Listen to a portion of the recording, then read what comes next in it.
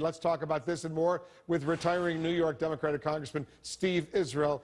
Congressman, first of all, your reaction to these tweets coming in from Maggie Haberman of the New York Times, the latest thoughts from the president-elect. Well, I think we're going to be looking at a bipolar presidency. Donald Trump's challenge is that if he doubles down on his craziness, on talking about building walls and excluding Muslims and bombing Syria, he loses more moderate voters.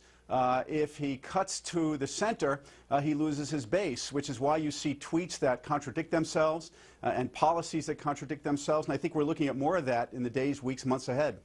But you're happy when he says that he has no plans to go ahead and prosecute Hillary Clinton, despite all the chanting that was going on during the campaign, lock her up, lock her up. I assume that that's welcome news to you. Well, of course it's welcome news. It's welcome news to the country. We want a president and a Congress that's going to be focusing on building infrastructure, strengthening paychecks, reducing college costs, and not having oversight hearings and criminal investigations of everybody that Donald Trump may not like. So, yes, it's welcome news, but it comes with a cost to Donald Trump when he begins to cut back not towards the center but to sanity. He loses that portion of his base that thought that he was going to, as his first order of business on Inauguration Day, announce the prosecution of Hillary Clinton. Another headline coming from this meeting he's having with the New York Times, Trump now saying he thinks there is some connectivity between humans and climate change. That's a significant statement from the part of Donald Trump, because during the campaign he seemed to ridicule climate change. It is, Wolf. It is significant that he's joining 99.9% of scientists who recognize that there is some human connectivity to climate change.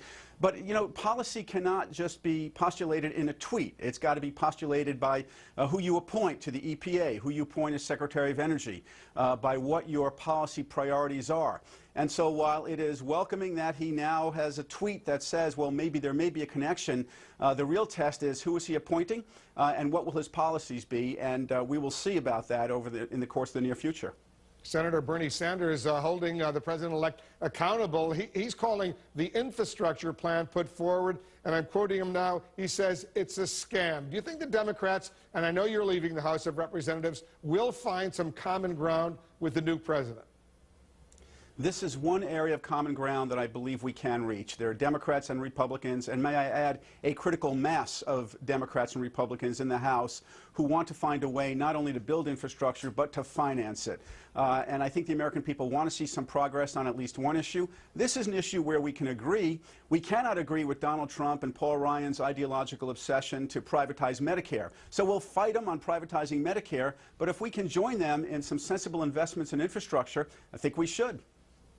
Congressman Steve Israel, thanks very much for joining us, and happy Thanksgiving. Thank you, Wolf. Thanksgiving, by the way, just 2 days away.